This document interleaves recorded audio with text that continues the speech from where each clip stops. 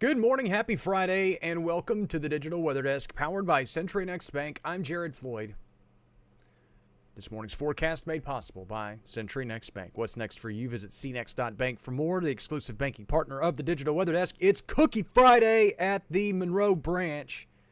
I've held off on all banking business for the entire week so I could go today to get what I need to get done, which is just pick up a couple of checks and printed checks so I can write some checks and then pick up a cookie because it's Cookie Friday. Love those chocolate chip cookies, man. Check of I-20 on this Friday morning. Hopefully you're having a wonderful start to your day and a pretty quiet weekend. If you are hopping on immediately this morning going, maybe he has rain chances in the forecast, I don't, and you can log right back on off. But if you're just hanging out with us this morning, thanks so much for taking time out of the day. Again, I-20 moving smoothly at the bottom of the 7 o'clock hour. Most of us are in the 50s. It's a pretty pleasant morning to start the day off. 55 Monroe, 54 in El Dorado, 59 in Vicksburg. A lot of our forecast is focused on the lack of rainfall, the prolonged dry conditions, the fire risk, and the kind of poorer than normal air quality across the area. Karen, happy first day of spring to you as well. I know a lot of folks are probably going to go, he isn't going to mention, why hasn't he mentioned spring? It's the first day of spring. Well, it's the first day of astronomical spring, meteorological spring for all record-keeping purposes, because you know how the first day can vary depending on the year. For record-keeping purposes, it's just easier for us to just call it March, April, May, spring. So we just call that meteorological spring is March, April, May. June, July, August, summer. September, October, November, fall. December, January, February, winter. That's how we do things. Again, not a lot of rhyme or reason to that. Today is officially the first day of spring. So happy first day of spring.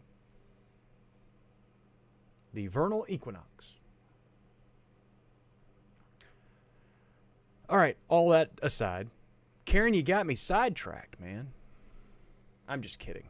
I get sidetracked easily. Low 80s for highs today. Most of us will see mid to upper 80s on Saturday, and then back into the mid to upper 80s on Sunday. I know a lot of folks are going to be asking, will we see the 90-degree mark this weekend? It's not out of the realm of possibilities. It won't take much to get us to 90 degrees, but I think most of us will probably just hover in the upper end of the 80s. It'll be a warm one.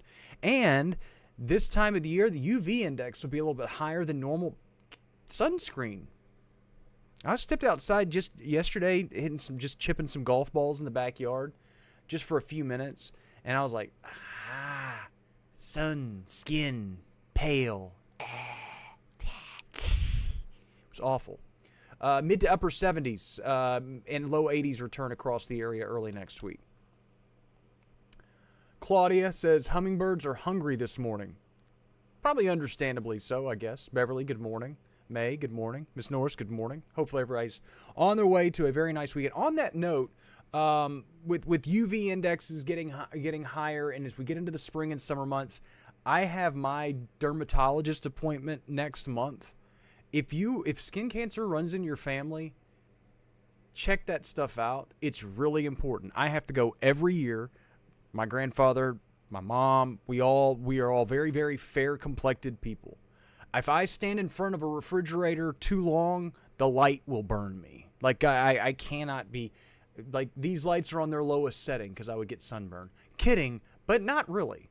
So make sure that you go ahead and get that stuff taken care of. Beverly says there's a lot of smoke in the air in Ruston. What's going on? A lot of fires to your south for a lot of areas. And on that note, I did intend to throw one graphic in that I did not throw in. We will throw that in here. We'll get back to that in just a minute. But yes, we are running into a lot of air quality issues in terms of smoke and the ongoing pollen, the drought conditions, a lot of dry ground and dust, all that stuff just leading to some less than ideal air air issues across the area. Dew points are relatively dry, and we are also running into some fog this morning, or at least some limited visibilities. I checked some of the Mesonet cameras in areas like Sicily Island and Jonesville and some of the surrounding areas and Winfield. There is some limited visibilities across our southern parishes this morning, so exercise caution there. To finish the thought, though, again, if skin cancer runs in your family, get that stuff checked every year. Even though you're like, oh, they said it was fine last year, it may not be fine this year. Get that stuff checked routinely. It's the most avoidable it's the most avoidable cancer in my mind. If you just go and get yourself checked. Miss Bonnie, good morning. Miss Susie, good morning. Becky, good morning. Winds are back out of the south and southwest. Could be a little breezy at times. They weren't that bad yesterday, but I would expect them to pick up again today. The drought monitor, you're going to see this a lot, and it's one of those times of year that now we're in the throes of this full drought. You're going to see this image a lot more than you usually do because there's not a whole lot going on. And to still try to tell this compelling weather story and to educate you and inform you the way that I feel like you need to be informed and educated, or that you deserve to be informed and educated, this is what a lot of our focus is going to be on, is the drought conditions. Percentage of rainfall from normal, usually you're aiming for 100% of your normal rain, and we're not there. I mean, generally in the 30 to 50 to 60% range across the region, and that's unfortunate because we've been on this prolonged dry stretch for so long, really going back into the September, October, and even probably before that. In my mind, I think about when we launched the Digital Weather Desk back in September. Again, the thought process was, well, we'll be up and going for fall severe weather season, and we didn't really have a whole lot going on. And then, and for the end of the hurricane season, which was also absolutely nothing. And so now, as we've gone beyond the ice storm, which has been our most impactful weather event so far, and we've had a few occasional severe weather events, but in terms of widespread rainfall and setting things up in that regard, hadn't really helped us out. Here's a look at some of the fire and smoke. A lot of these are prescribed burns. Again, some of them aren't, but a lot of them are controlled and prescribed burns across the area. And you can see that you're starting to see the smoke impacts spread out across the region. You combine that with, again, an increased fire weather risk over the coming days. Winds out of the southwest, and as we go into the daytime hours, pretty dry environment, dry ground, at least given our area. Usually, the fire weather risk is just so much more increased across portions of the southwest and the Pacific coastline and the Intermountain West. Those are the areas that obviously you would see much, much higher fire weather risk. But when we even get into the low to moderate type range in our area, that's pretty high, especially considering we're so close to the Gulf coastline. Again, pollen counts are high, especially tree and grass pollen. Specifically, tree pollen has been exceedingly high over the last several days, and all of that combined, the dry, dust-like conditions, the smoke and the ongoing prescribed and controlled burns, and some of our grass fires and things like that, all of that leads to just less than ideal air quality. Nothing what I would consider unhealthy or necessarily hazardous, but our air quality level gets up to about a 61. Anything over 50, you start falling into that moderate range. We're on the low end of the moderate range, so it's not, again, anything overly concerning, but if you have a sensitive respiratory system, you may notice it a little bit more so, not only today, but probably through a good chunk of the early part of the weekend. Check out the infrared satellite does not show much. Most of us are waking up to sunshine today, a few clouds along portions of the Mississippi Valley. Your radar made possible by Brown's Roofing. Schedule your free roof inspection, commercial or residential, at brownsroofingla.com. Do that while the weather is quiet. You don't want to wait until a storm hits and your roof leaks and then all of a sudden you need help. Go ahead and get that stuff taken care of now. Not a whole lot happening. And as I mentioned, if you're looking for rain chances, you're going to be sorely disappointed in the forecast, especially when we get to the 7-day here in just a minute. Futurecast made possible by Bayou Power Sports, I-20 Frontage Road in Monroe. The occasional morning cloud cover is really the only thing that you'll notice as we animate this over the next several days. Afternoon sunshine, the occasional morning clouds, a weak boundary or two, which really don't impact temperatures. In fact, we probably compress the air a little bit this weekend and warm it up even more. The late Sunday night, Monday cold front, which we've been advertising for most of this week, which looks to be the only boundary that makes any kind of discernible difference to the forecast as we go into the early parts of next week. And then that gets reinforced with some northerly and northeasterly winds late in the day, Monday into Tuesday, perhaps increasing the cloud cover just a skosh, but overall the forecast remains extremely quiet for the rest of the month of March, which is so weird. So weird. And now you really start, again, when you go toward the end of the month of March, and I said this yesterday, and you start looking at April on this dry note without any kind of big pattern flip headed our way, you're either wondering, A, when the law of averages balance themselves out and we just get absolutely slapped with rain and storms, which I've been waiting for that for a while, and it hasn't happened yet, or do we go into April and May on this dry note and then go into the summer months in full drought? That would be concerning as well.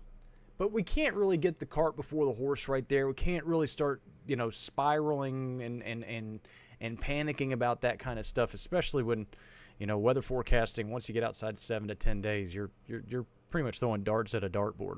Check the water vapor imagery. Again, high pressure out over the desert southwest. High pressure aloft brings sinking, compressing, warming air in the atmosphere. It sinks all the way down to ground level, and then that air gets compressed and it warms up. So even as we continue to get more of a northerly flow aloft, it's under this big, extensive ridge of high pressure. And while we remain on the eastern edge at times, it doesn't really allow for a lot of significant energy. The coloring that you see on this map is what's called vorticity. It's basically spin or energy in the atmosphere. And sometimes it can be subtle, but as we go through the next several days, note the northerly flow aloft. We've been talking about this for so long now. A few weak disturbances, one that moves through this weekend, specifically Saturday, a weak boundary by then, and then that weak Monday, Tuesday boundary. The ridge gets squished a little bit for the early parts of next week, and this is our next Tuesday boundary with a little bit of energy in the atmosphere, just the smallest little ripple moving through the mid-Mississippi Valley that perhaps reinforces that cooler, drier air. I say cooler. It knocks us back into the low 80s. I mean, 2 or 3 or 4 degrees. We're looking at such subtle differences in the flow aloft right now because there's just not anything going on. Like I said, the ridge expands out, and there's this little weakness here as we see a slightly stormier pattern across the central United States. I say slightly stormier. It's just, again, not as staunch of a ridge of high pressure. But even as we go into the middle to end parts of next week, as we start to see some more frequent storm patterns and the jet pattern gets a little bit more active well to our north, our ridge of high pressure moves east, moves over our area, and continues to keep us very warm and dry. In fact, I wouldn't be surprised to see the mid to upper 80s by the end of next week as well. Could be approaching 90 degrees by the end of next week, and a lot of folks would look at that and go, okay, where's the severe weather? That's what I would normally think.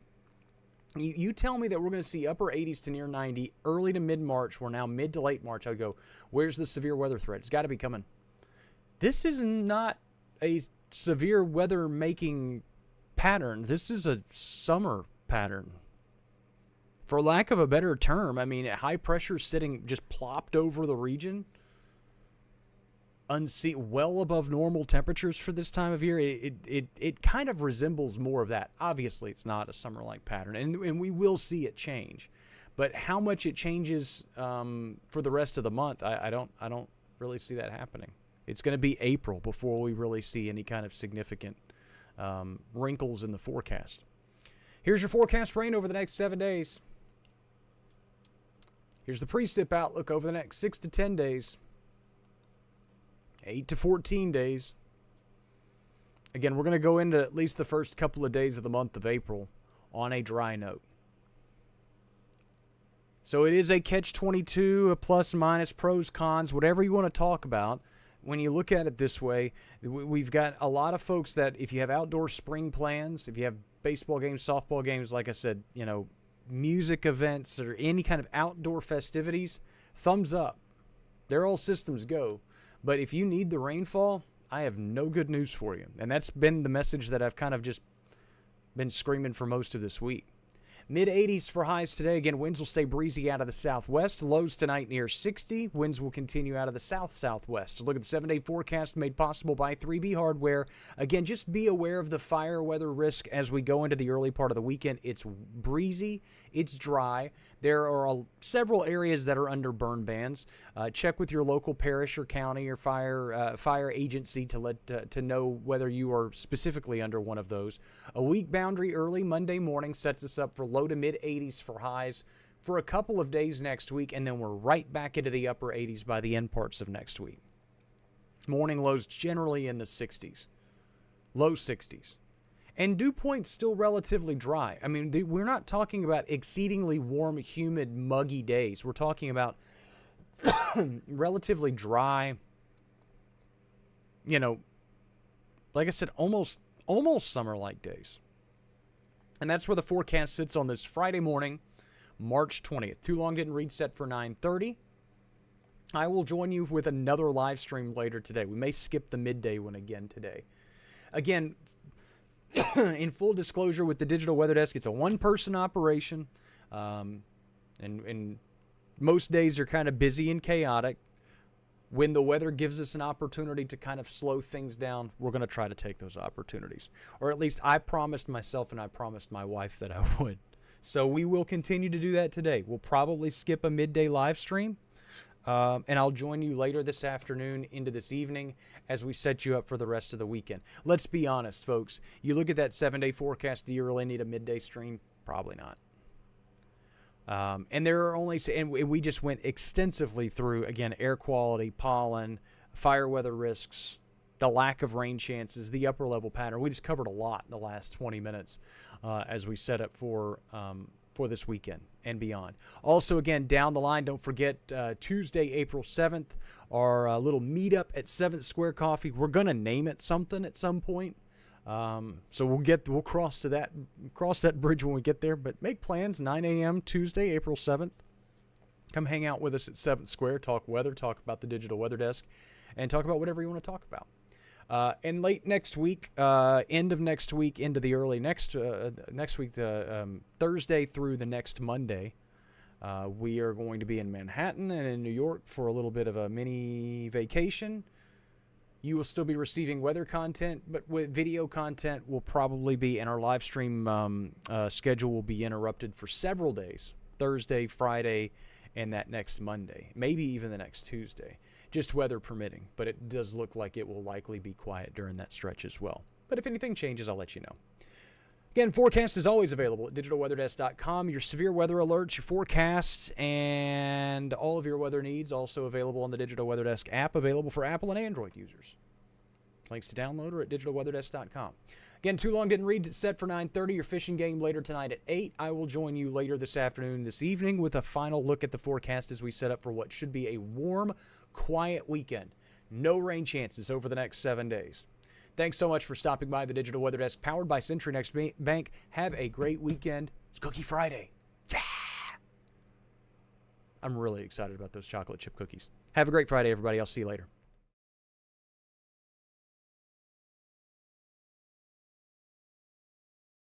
Century Next Bank is proud to sponsor Digital Weather Desk with local meteorologist Jared Floyd. The Digital Weather Desk is your local source for the latest weather information to help keep you and your family safe and to plan your week. You can follow us on our social media platforms, download our app, and you can also find us at digitalweatherdesk.com. The Digital Weather Desk, powered by Century Next Bank.